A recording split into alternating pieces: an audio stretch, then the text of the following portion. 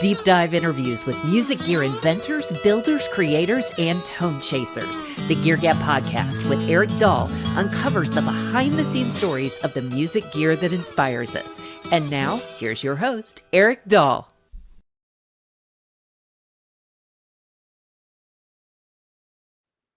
Welcome to the show. I'm so glad to have for my guest an old and dear friend of mine in the guitar music industry. He's not that old, but we just know each other a long time. Pretty old.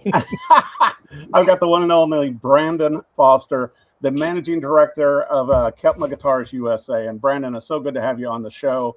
You and I have been working in the music industry for a while now, and it's going to be fun, kind of delving into Kepma guitars, because certainly I've covered these products, I guess, since Tony first reached out to me. You know, who you work with also. And they're so innovative, and I know a lot of people still don't know about these guitars. But first off, Brandon, if you don't mind, tell our viewing and listening audience a little bit about your background in the music industry and kind of how far we go back with mutual friends. Wow, that's a long time. I got started in the music industry. I live in St. Louis, and I was working for an advertising agency in St. Louis, and my girlfriend at the time, who's now my wife, saw an advertisement in the West County Journal for an advertising position in a music company. And I'm like, oh, that's pretty interesting. And it turns out that was St. Louis Music. And St. Louis Music was the manufacturer of crate amplifiers, Ampeg bass amps, Alvarez guitars, Alvarez Yairi. We had a string instrument division, and then a distribution division as well. It's a pretty good sized company. And so I applied for that job. That was in 1994, 95. And, and you and I have talked too, because, we have so many, mutual friends, right. Brad and everybody else, because, I was living down in Cape Girardeau, Missouri at the time, Brandon, as you know. And so a lot of people, were working for St. Louis Music and then coming down and gigging.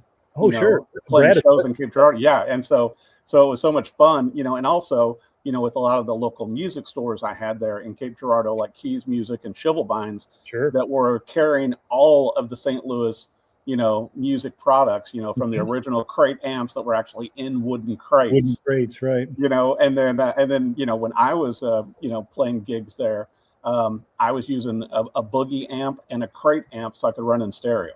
Oh, wow. You remember what it was? Yeah. It was the club model.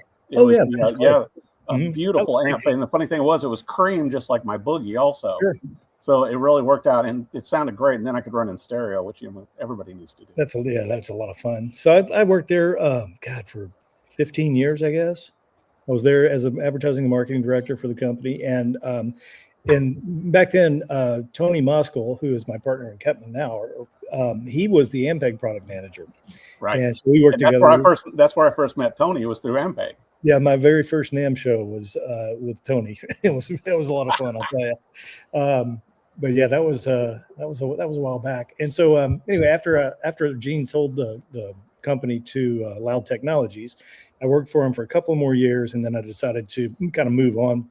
So then I went to IK Multimedia, because when I was at St. Louis Music, I contacted IK about creating a plugin for Ampeg, and it was like, they were doing all the amplitude plugins, right? But it wasn't a branded thing. It's like, oh, it sounds like a Fender amp, or it sounds like an Ampeg.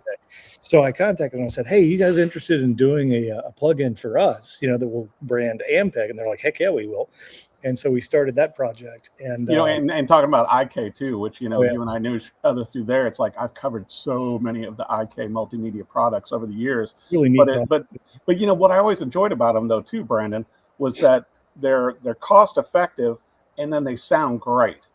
From their monitor speaker. I was just talking about their monitor speakers yesterday, the iLoud. And then the interfaces, and then like you were talking with the amplitude and everything else that I kept over the years.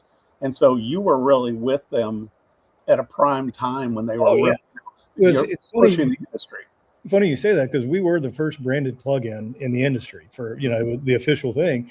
And then I was walking around the NAMM show with Enrico, the owner of the company, and Gary Kersner, and it's right when the iPhone came out, and we had done the Fender software at that point. Okay, so we worked with Shane Nicholas and did the whole Fender suite. Oh yeah. Look at this. How cool would this be if you could take that Fender software and have it on your phone, and you could plug your guitar into your phone and be able to pull up those sounds. We were walking around the show, and there was a little company that had this interface that they were using for a tuner that plugged into the original iPhone. I said, that's it right there. I mean, that's what we need to do. You just need to put it out on it so you can, hear what you're doing.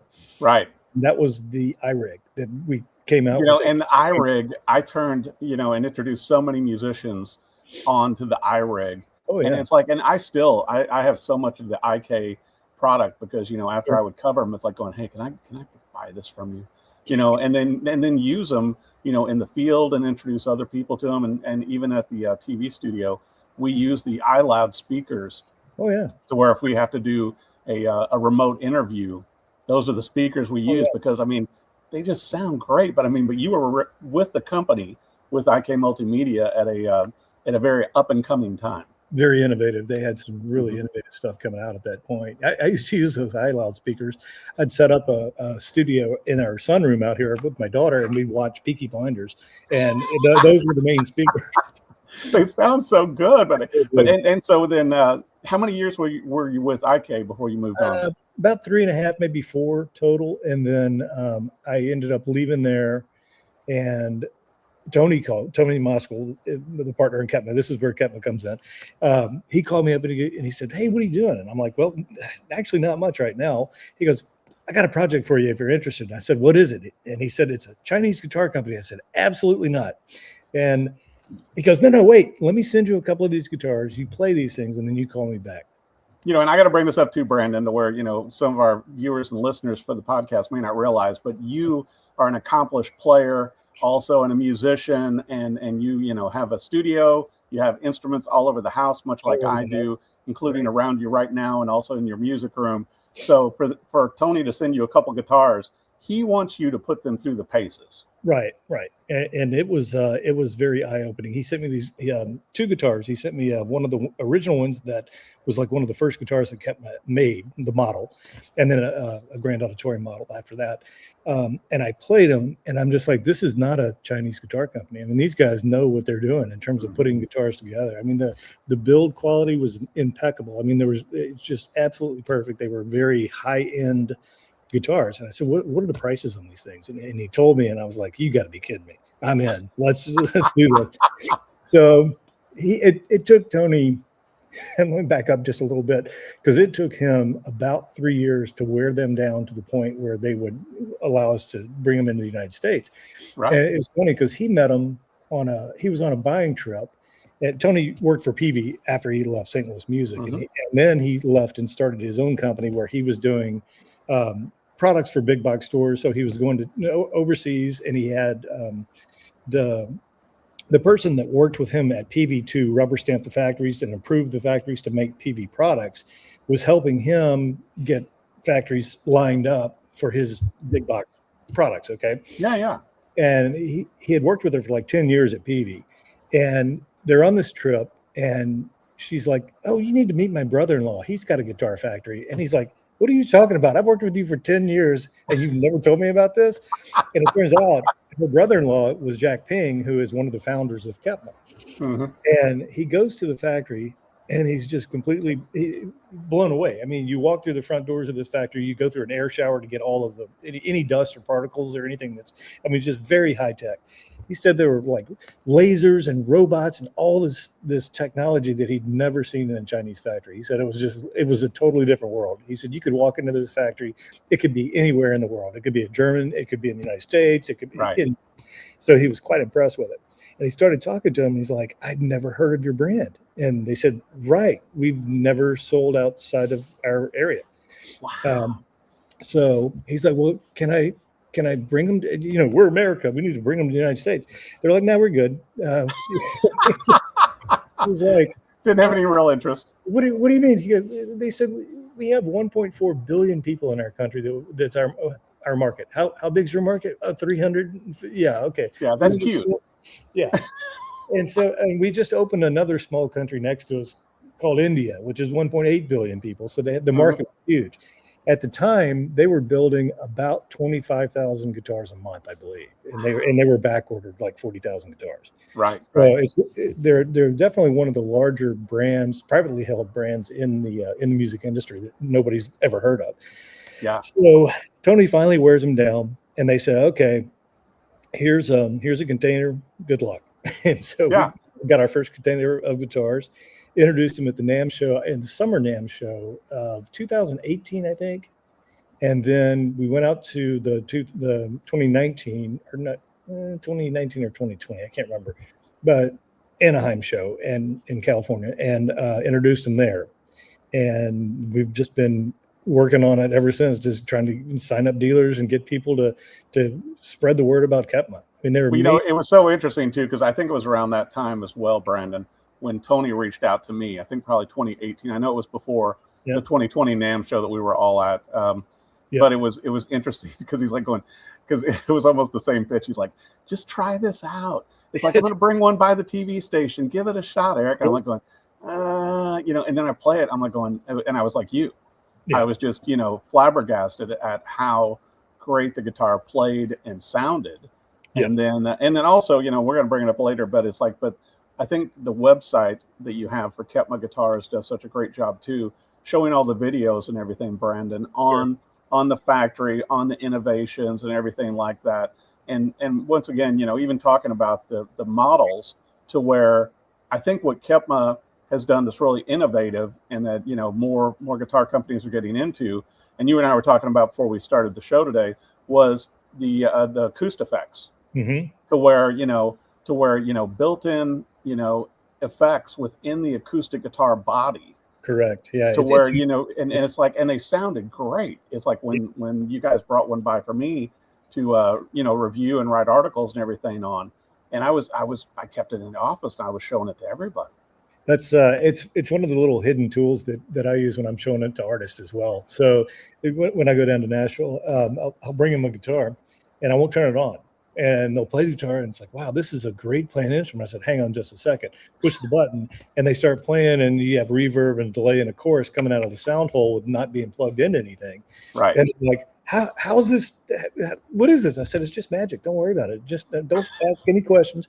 But it's neat. It's got a little transducer that mounts to the inside back of the guitar. It's a little tiny thing. I think I even have one right here somewhere. Well, no, I don't. Sorry, I chipped it off to somebody. But it just mounts to the inside back of the guitar, and it uses the back of the wood, the wood of the back of the guitar, to project that the reverb and the delay and the chorus out through the sound hole. So it really, the back soundboard acts as an amplifier for those effects that come out. It's pretty amazing. And then when you plug it in, you have an undersaddle piezoelectric pickup, as well as a condenser microphone that you can blend in, so you really get a nice big sound out of the acoustic when you're plugged in as well, and you get the effects too. Right. And that's what I was going to bring up, Brandon, to where, especially, for so many singer-songwriters, who are doing solo, gigs or coffee shops or whatever, to where back in the day, when I was, playing back in Southeast Missouri and Las Vegas, you had to take a pedal board to do all that.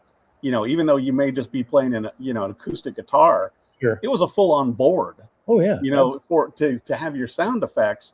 And then when Kepma comes out with this, and you can have everything inside the guitar, so whether you're plugged in or not, you have effects under your voice.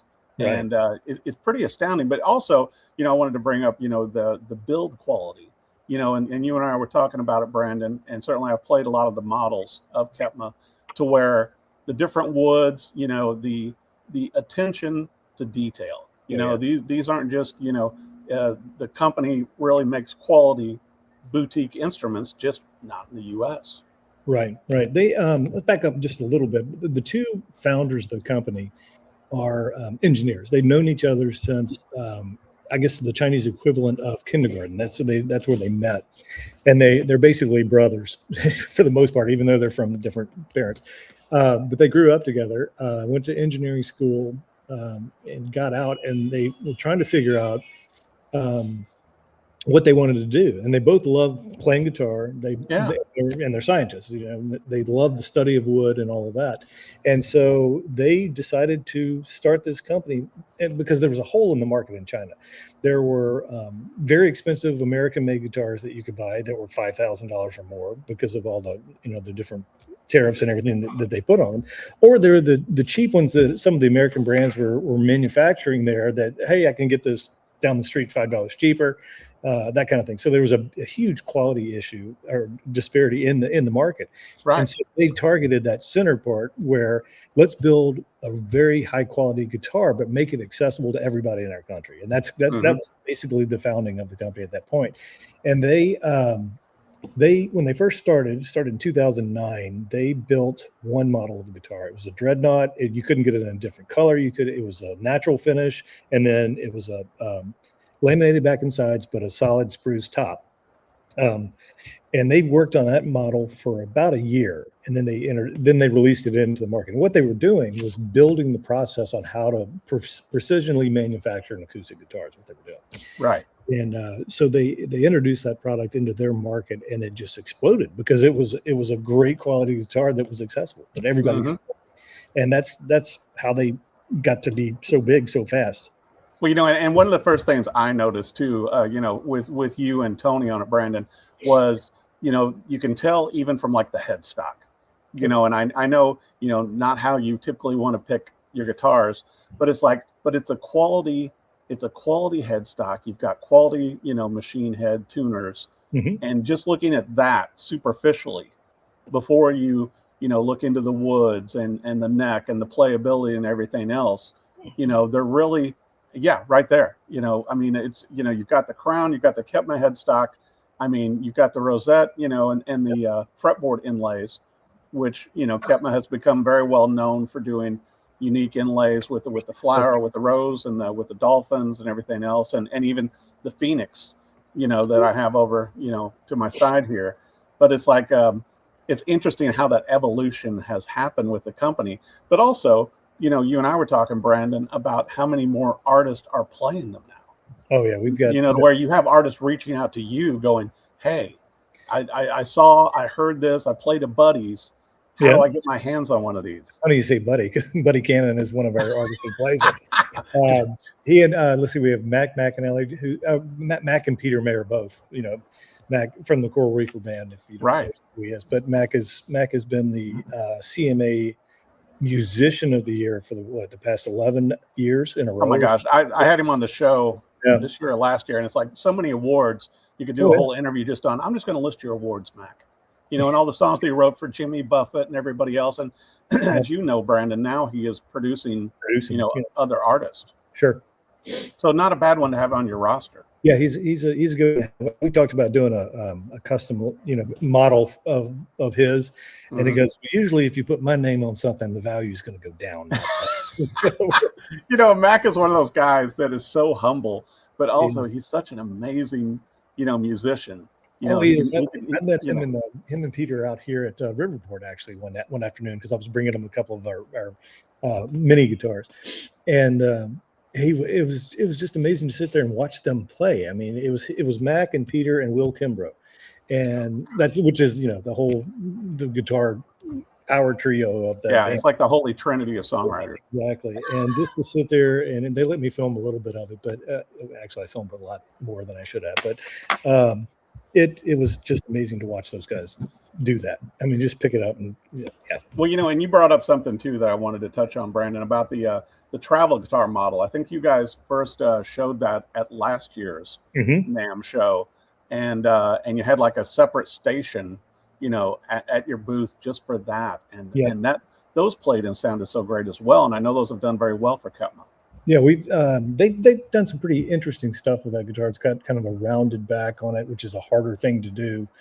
What it does is it really makes that guitar a lot louder and really balanced and projects it, or the sound projects a lot better out of it because of that slight shape. It's not like the Ovation round back, or anything like that, but it's just a slight curve to it. But and it's a cutaway too, which is great. And most of the 3/4 size guitars are not cutaways, and the FC Minis are. And they're available with, they have a solid torrefied top on them, and you could get either rosewood or mahogany, or you can also get a mahogany top, solid top. Right.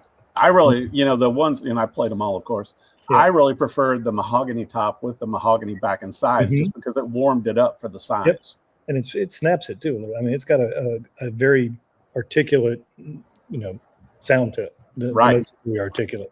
Well, and that's what's interesting also with Kepma, like you said, as they've come into the market more and they're, being more accepted, and certainly you have a lot more music stores carrying them also, Brandon. Correct. But I was going to bring up the Phoenix model Mm-hmm.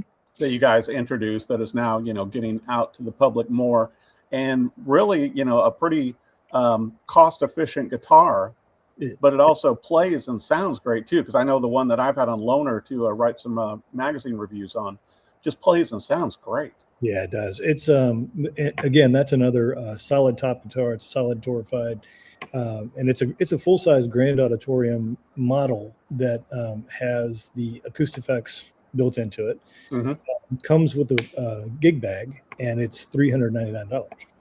Yeah, you can't beat that. And also, did I mention, one second, I'll show it. Yep. It also has the Phoenix logo, right here inlaid into it.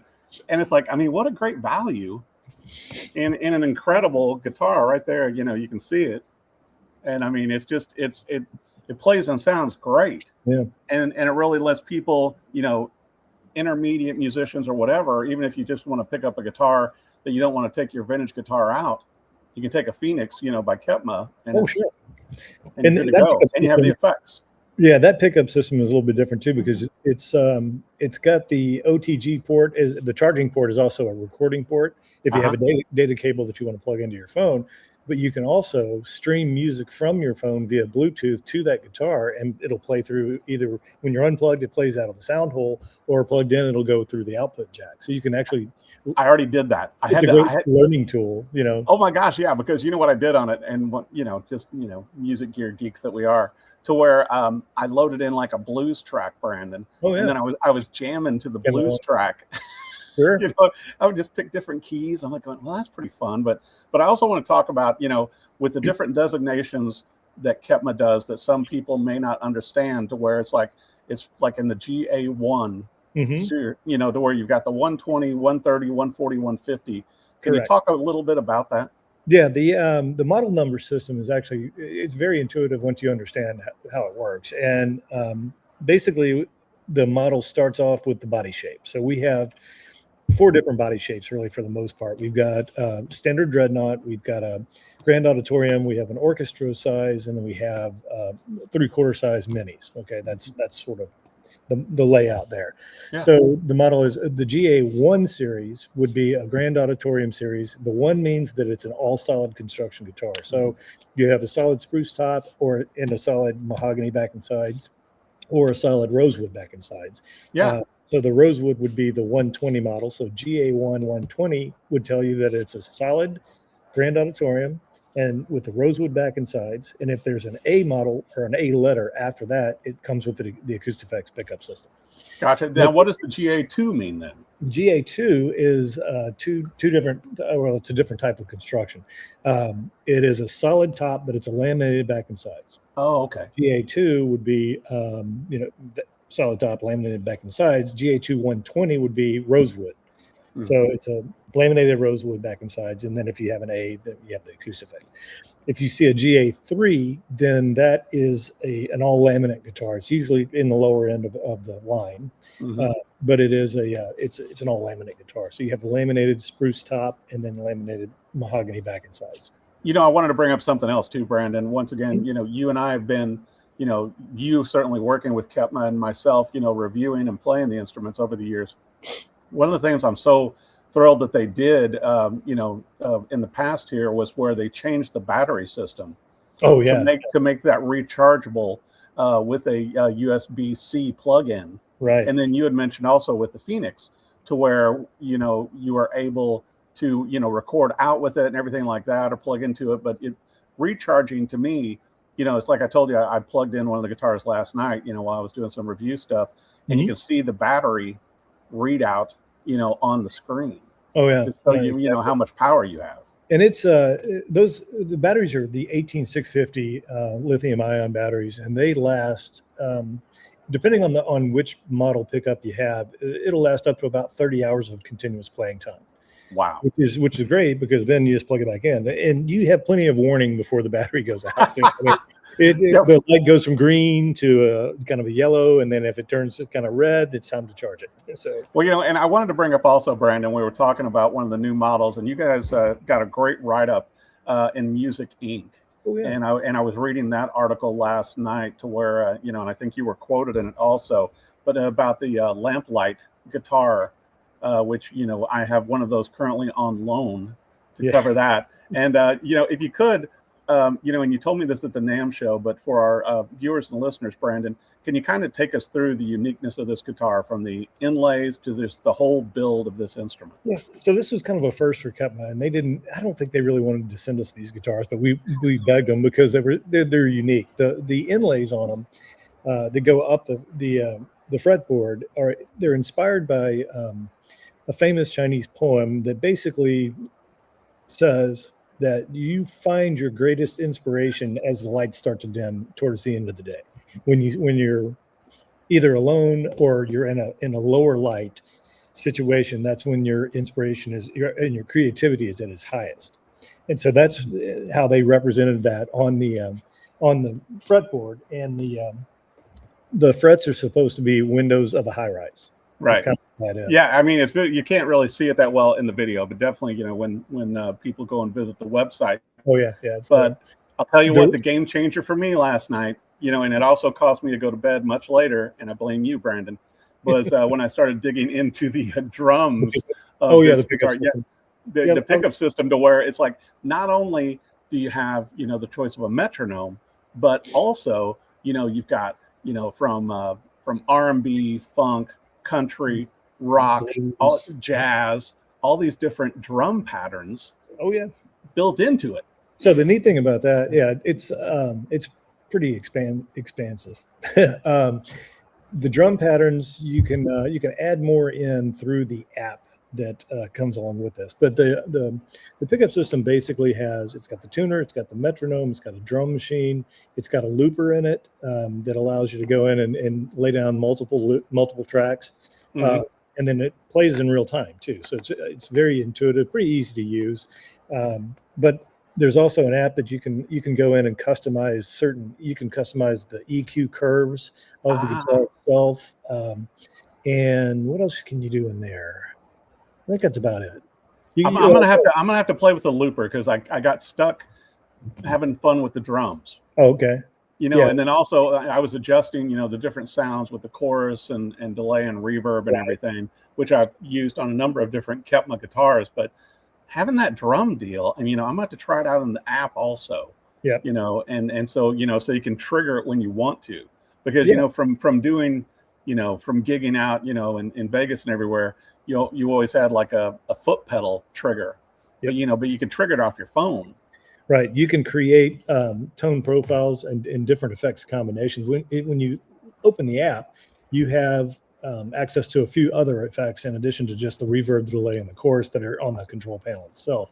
And then you can go in and custom apply the chain, basically just like an effects pedal. Right. And you can apply different levels and speed of delay, or whatever you want to tweak. And then you can save it into that particular slot in the preamp, so you don't have to have the app on all the time. Well, and one of the things that wowed me on it too, when I was playing it last night, was how easy and intuitive the screen is. Because you've got the two arrows to where you can shift things. You've got your volume control and everything. Because I was bringing down the volume so I could play guitar, and also because everybody else was asleep in the house. Right. And so, and then now I'm jamming away in here, in the music room. But it's like the screen just is very intuitive. It's not like some of these electronics on guitars, to where it's more challenging to navigate them. Because I think, especially as you and I know, and with all the musicians that are playing the Kepma guitars, to where when you're on stage, whether you're doing a live performance or you're playing in a songwriter round or whatever, you don't want to chew up time trying to figure out your guitar. Oh, exactly. There's sometimes too much. You can have too much. Yeah. Right. Well, there have been brands, as we both know over the years, Brandon, to where it's like going, they give you too many choices. I'm like going, oh my gosh. Right. It's like, I've got 100 choices. I just need 3. Right. Exactly. Give me 3 good ones. But I think that with Kepma also, though, like we were talking with the sound effects, is that you can really dial in how much you want, because like I like having chorus and I mean, and the lamp light guitar sounds so incredible, but a little bit of reverb, but I mean, you can really tweak the effects to your taste. Yeah, and it really changes the sound a lot. I mean, it gives you for me when I'm playing, it inspires me to do something totally different than just picking up a guitar. I mean, it's funny too. It's like, and for last night when I was working with them again, to where it's like I would play. I did the same trick that you do whenever you're taking them to artist. It's like I was playing it with nothing turned on, and then I kick it in. I'm like going, oh my gosh. It's so full to where when you play a regular guitar that doesn't have the acoustic effects, then it's like going, okay, where's the rest of it? Yeah, anymore. It's a funny story. There was a dealer who had the one that you could string Bluetooth to, and he recorded a thing on his phone. It's like, hey kid, you come here. And then he streamed it to a guitar that was across the room. When a guy walked by, and it just totally freaked him out. This guitar is talking to me. So. That is amazing. I mean, and I've got to bring this up too. With the years that you've been with Kepma now, which I guess like 6, 7 years. 8 yeah, years. Yeah. I was going to say like 8 years. It seems like they're really becoming better known as instruments, and also people are appreciating the quality of them. And as I mentioned to you, when I've had people come in to the TV studio to do that show, like different musicians just automatically grab it and play it. Oh, yeah. And they're always impressed. Yeah, they're starting to get recognized, and people are taking them serious, which is, it's hard. And there's a certain perception that people have about certain instruments manufactured, where they're manufactured, and all that. But like I said when we started this, I mean, if you walked into this factory, you would think it could be anywhere. I mean, it's not. Location meant nothing, because they had there are 10 Plek machines in China right now. We have 7 of them. So, oh my gosh! Yeah, they're all and Plek machines are not cheap. No, they're not. But and for listeners and viewers that don't know, I mean, the Plek machine is a machine that will go in and it puts like tension on the guitar neck, and then it makes sure that all of the frets and the nut and the bridge saddle and everything are right, perfectly flat. Yeah, whereas before you would have had a craftsman or a luthier to go in and do this, which takes a lot more time. And with the Plek machine, which Joe Glazer adjusts a lot of these since he worked with them from the beginning, does this all in a machine and in minutes. Yeah, Joe's pretty happy that we have 7 machines. How bad he is. That's always the funny thing too, because like even when you go over to Joe Glazer's shop, there's a Plek machine right in the front. Right. Just off to the left. It's like going, it's kind of like a museum for guitar repair and working. But 7 of the Plek machines. Well, and I wanted to bring up also, Brandon, with Kepma, I know that you and Tony have been working to get them into more music stores. Correct. Throughout the U.S. And it's certainly expanded. And I know that's not an easy thing to do because, with the brick and mortar stores, which, when I write articles or do coverage on instruments, I always suggest that people go and play them. Oh, yeah. It's one thing to see them. It's one thing to hear a video of them and everything, but you got to get your hands on one. You do. And I know that you guys have been expanding that network a lot. Yeah, we just brought on a national sales manager who's been in the industry for 40 some odd years, longer than us probably. His name is Marty Kloska, and he was from Chicago. He worked for Guitar Center for a very long period of time. He was a regional manager in the Chicagoland area for Guitar Center, and then decided to make a change and went to Sam Ash and did the same thing for Sam Ash in the Chicago area. Wow. And recently, when Sam Ash made their announcement, he posted something on LinkedIn, and Tony saw it and immediately contacted him and said, "Hey, Marty, we got this deal going. It's Kepma. It's always going to let me send you a couple of guitars," just like he did me, basically. Right. And then he hooked him. He hooked him.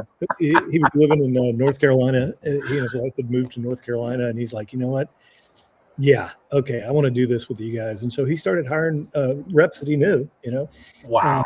And it's growing now. I mean, it's growing well. We're really strong we have a lot of dealers in the Southeast because that's kind of where our initial rep group started, where we hired some reps down there. Tony did. And then Marty is now expanding up into the Midwest, into we have a new rep out in Utah right now who's doing amazing stuff.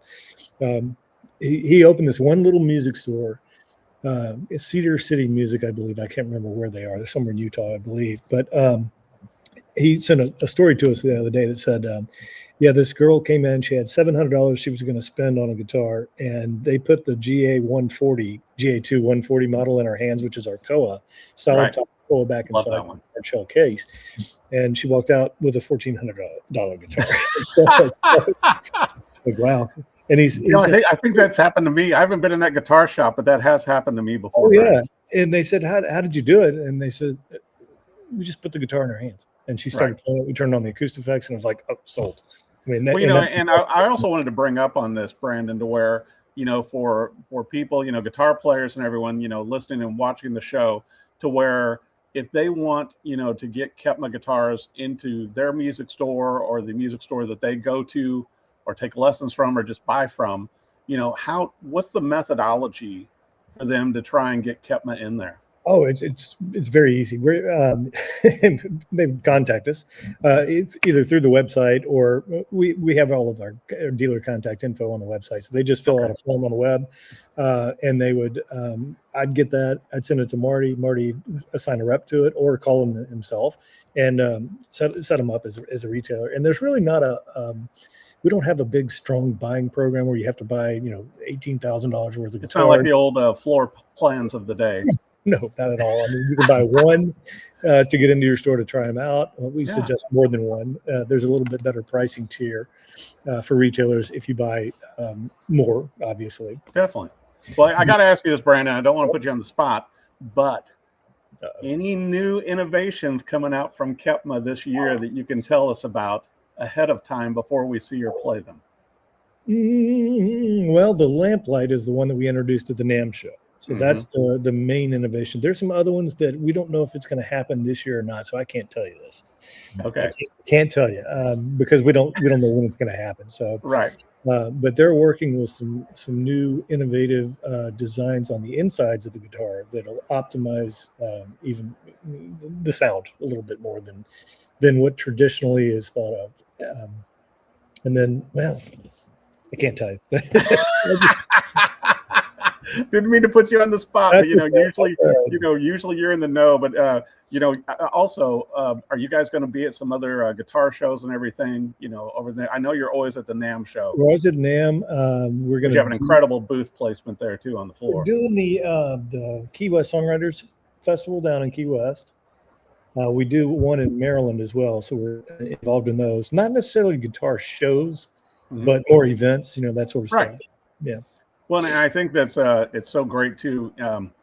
I noticed that you have your Kepma shirt on. I'm wearing a NAMM show, today, but I wear my Kepma shirts that I got from you. But it's just I want to make sure for our audience, to where if they want to go to the website and the social media and everything else to be able to get a better understanding of all of the different Kepma guitar models, where do you suggest they go to, Brandon?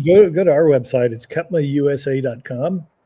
Or you can go in social media. We are Kepma USA Official, I believe, is what the handle is for those.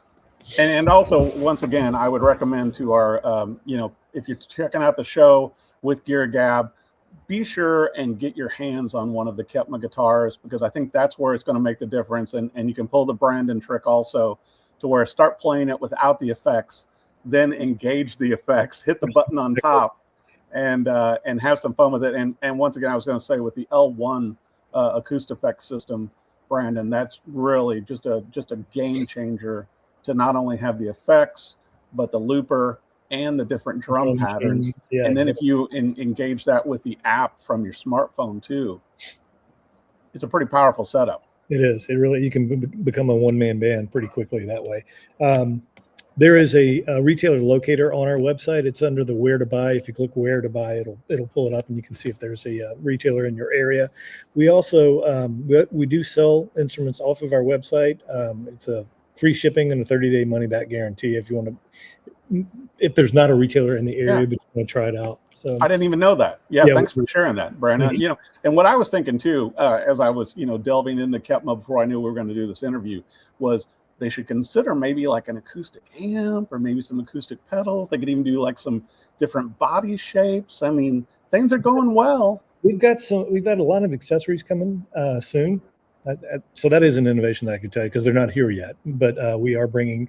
Kepma makes all kinds of different accessories, picks and straps and stands, and they have their own line of strings as well. But most of the guitars that we bring in here to the United States are equipped with the Elixir strings or Diodarias, one of the two, the coated strings. But they do on the lower end have their own proprietary coated string that they put on the less expensive guitars. So more things. I want to bring this up too, to where the first time, I borrowed one of the Kepma guitars to cover it, and I thought it was so cool with the little box that came with it. With the picks and with the truss rod wrench and everything. Yeah, just like there. And it's like it was classy. You know what I mean? It made it feel more like a special instrument instead of just these things being thrown into like a plastic bag or Right. It comes with there's a polishing cloth in there, a truss rod adjustment. You get 2 extra bridge pins, a couple of picks. I think that's it. Yeah, I think so. But it felt classy. It felt like a gift box, that came with your guitar. Yeah, and I got to bring up too, also with the gig bags that you guys launched, I think within the past couple of years. I really like the gig bags, and of course the hard cases are top notch as well. Yeah, the hard case we did with Tom over at TKL, and isn't Tom great? He is great. He went to the Kepma factory, and he was just like, "What?" He was blown away. My silly Tom story, because I'm going to have him on the show also, was at the NAMM show, and I see him there, and I sit down and just start talking with him. And then, he's quizzing me on what I do, and then I'm quizzing him on what he does. And everybody that walks by the table stops and talks to Tom. Oh, yeah. Because building those cases and just his vision for it. And then, just the interesting people that you meet at NAMM and guitar shows. But thanks so much, Brandon, for joining us and talking about Kepma. And I want to make sure for our viewers and listeners of the show, go to the website, check out the social media, but also get one of these Kepma guitars in your hands, especially with the acoustic effects. You're going to be as wowed as I am with them. And once again, thanks. Brandon Foster, thanks for coming on the show. We'll have to do this again when you're not embargoed on what you can talk about, okay? Good deal. That's a deal. Thanks, Brandon. Thanks for joining the Gear Gab Podcast with Eric Dahl. Subscribe to our weekly conversations on your favorite platform. And if you like what you hear, don't forget to leave us a review. Follow us on social media at Gear Gab Podcast. You'll never know who our next guests will be.